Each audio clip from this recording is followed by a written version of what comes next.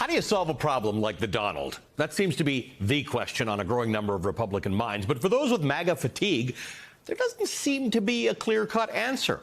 This is the focus of an insightful and sardonic new piece for The Atlantic by McKay Coppins, who'll join us in a moment. It's headlined, Republicans 2024 Magical Thinking.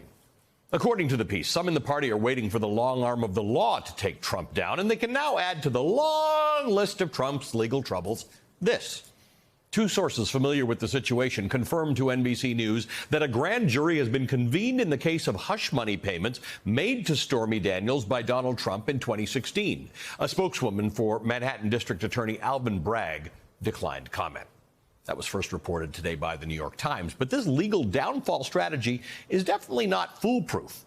McKay writes, Trump's detractors dream of an indictment that would derail his campaign, but most of the people I talked with seemed resigned to the likelihood that an indictment would only boost him with the party's base.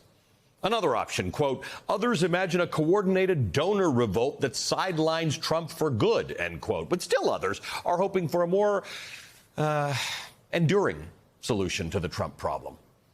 Peter Meijer, a Republican who spent just one term in Congress and voted to impeach Trump, told McKay this, quote, I've heard from a lot of people who will go on stage and put on the red hat and then give me a call the next day and say, I can't wait until this guy dies, end quote. Meijer also said, I want to be clear, I'm not in that camp.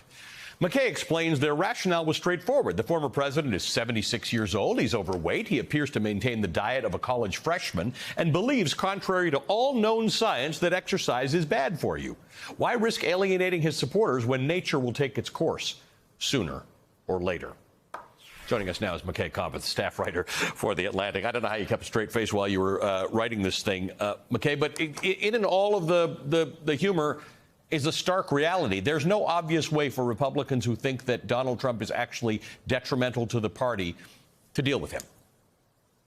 That's right. I think that all those scenarios that I wrote about really speak to the desperation within the party and, frankly, the degree of cravenness that we see on display, right?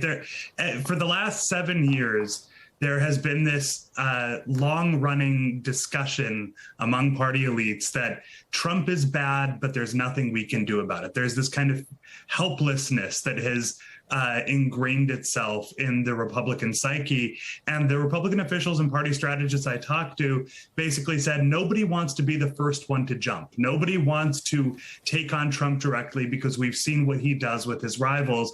And so we would rather just have this problem resolved for us without us needing to do too much. And that was kind of the running theme throughout all my conversations. So you had a quote from with a conversation with Rob Portman, the former senator from Ohio, and he said, when I asked Rob Portman about his party's Trump problem, the recently retired Ohio senator confidently predicted that it would all sort itself out soon. The former president, he believed, would study the polling data, realize that other Republicans had a better shot of winning, and graciously bow out of 2024 contention.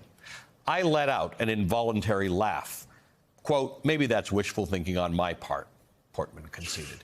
I mean, it's not how Donald Trump rolls, and according to other parts of your article, it's not what the polls indicate at the moment. Now, things can change a lot between now and the election, but Donald Trump is beating out his closest rivals by double digits. Right. I think that the conventional wisdom within the political class in general, and especially within the Republican Party, is Trump is weak. He's fallen, his popularity has declined. He's falling in the polls. This issue will take care of itself. I think that the conventional wisdom dramatically overstates his weakness. He is leading his nearest rival by 15 points at least.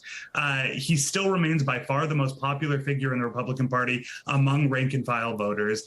And he has shown no desire or willingness to back off. In fact, as recently as last month, he was threatening on his social platform, Truth Social, to run a third-party bid if he doesn't win the Republican nomination. And so this is very clearly an issue for the party. And to me, the obvious takeaway is that there's no way to get rid of Donald Trump without a Republican taking him on directly. And I think that this kind of deus ex machina dream of, the fates sorting this all out is a little bit delusional.